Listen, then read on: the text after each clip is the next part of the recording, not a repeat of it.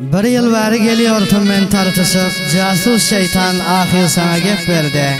Gittin başka bilen hayatın koşup, şeytan orta düşüp kalbimni kırdı. Men üstümden gıybatlar gıyıp yürüme, bek sen bilen indi gaydıp den urma.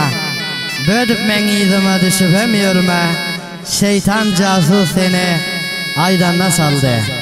Neper koyma izime bolup sen telek, men yiyecek aşın del tut yaxşı kulak. Men öldürtecek bolup bolmagin helak, indi sen eyleyip yürmegin dadı. Ay dağana köp sergerdan bolmasın, men kastımı köşüş edip yürmesin. Bir vapa hiç zaman yüzün gülmesin, bir vicdan namertler aydanna saldı.